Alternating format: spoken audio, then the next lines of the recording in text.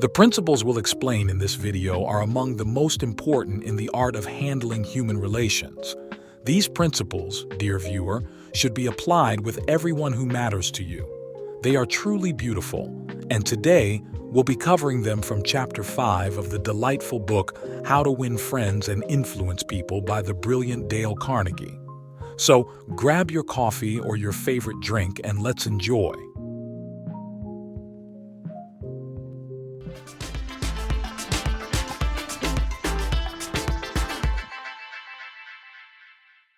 Welcome, dear viewer, to the Growth Galore channel. The concept of the channel is to provide book summaries in English, and as you can see on the screen, the text is displayed in both English and German. You can click on the subtitles button to get the text in other languages.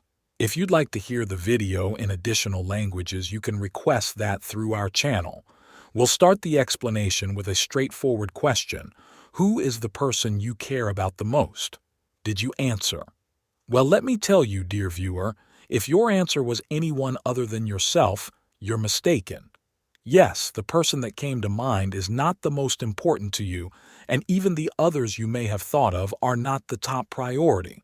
They come second because the first and most important person in your life is you. You are the person you care about more than anyone else in life. And don't worry, you're not alone in this. All of us care more about ourselves than we do about anyone or anything else. Dale Carnegie mentions that the New York Telephone Company conducted a study on the phone calls it receives, with the aim of finding out the most frequently used word in those conversations. The result? The most frequently used word was the pronoun I, appearing 3,900 times in every 500 calls. Can you imagine that? Carnegie adds that when you look at a group photo that you're part of, who's the first person you search for? Of course, it's you, right? So, dear viewer, remember this. You can win anyone's affection if you show genuine interest in them, more than you show in yourself. Think more about what the other person wants than what you want. Prioritize their desires over yours. Ask about them more than they ask about you. Solve their problems, listen to them, understand them, appreciate them, and give them the sense of greatness and importance we discussed in Chapter 3. Trust me, they will love you and be loyal to you, unable to help themselves.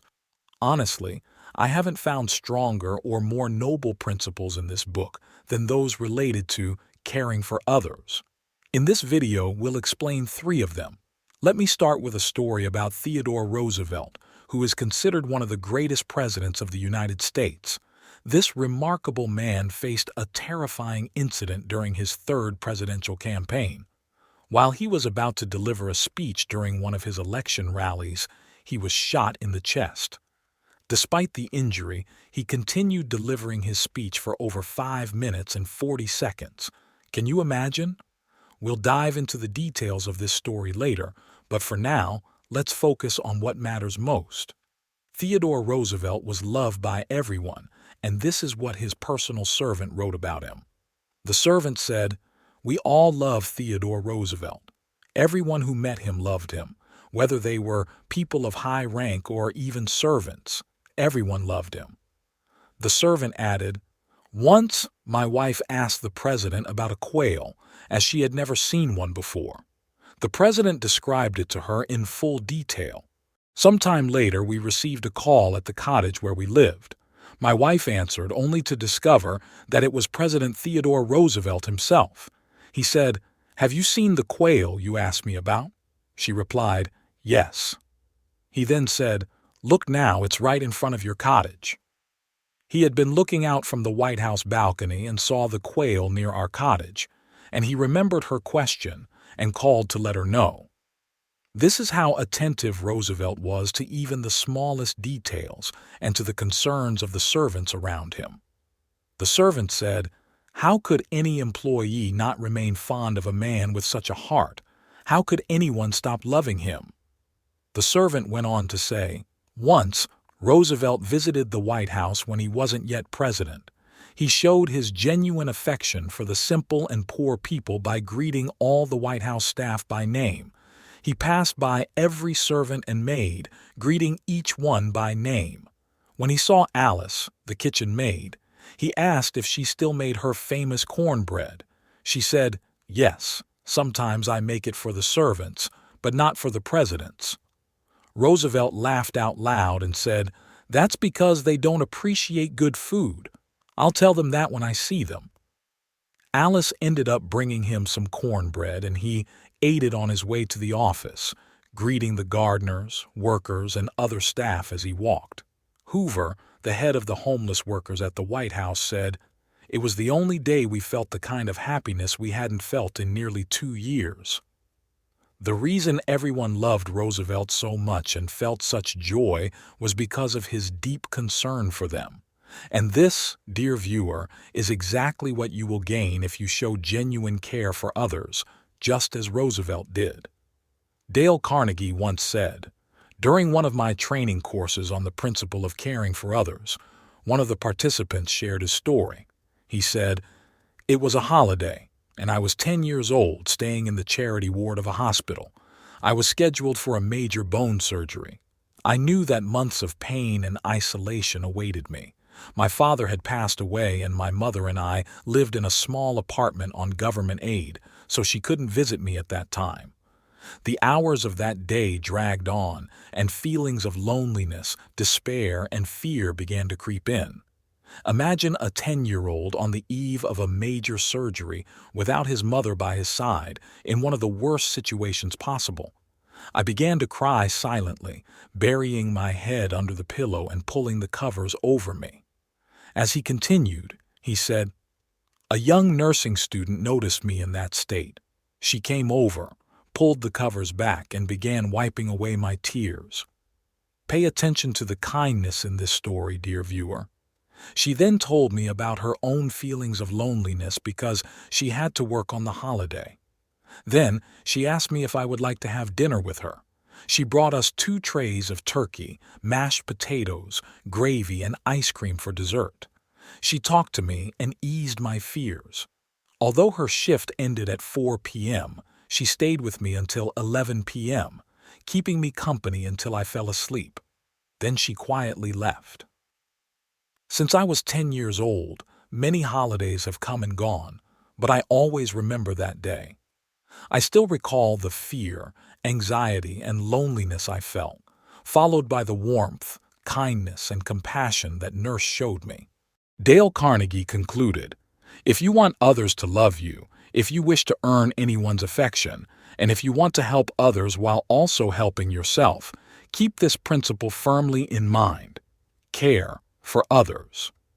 Sincere concern for others is often neglected, but if we practice it genuinely, we will see remarkable results, especially in our relationships with life partners.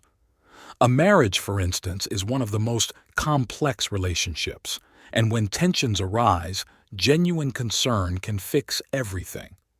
To care for someone, you must put yourself in their shoes, think about the things that matter to them, and try to experience their problems as if they were your own. Then, find solutions to those problems and help them overcome them. If you notice they enjoy talking about certain topics, show interest, learn about those topics, and be ready to discuss them. To understand what the other person cares about, you must apply Carnegie's principle of being a good conversationalist.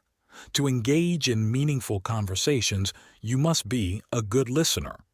Unfortunately, deep listening is something we rarely practice, but it's a critical principle Carnegie emphasized.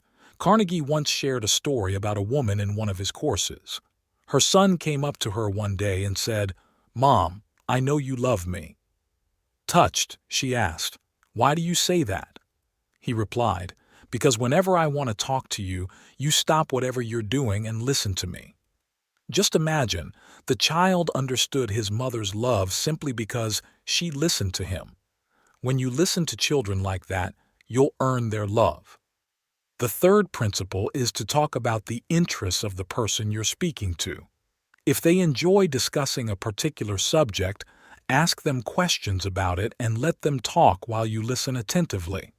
Listening gives people a sense of importance and respect. These are basic principles in managing human relationships. Listen to your mother, father, sibling, neighbor, friend, children, and spouse. Listen carefully, for understanding comes from listening. When you care, you give others the feeling of appreciation.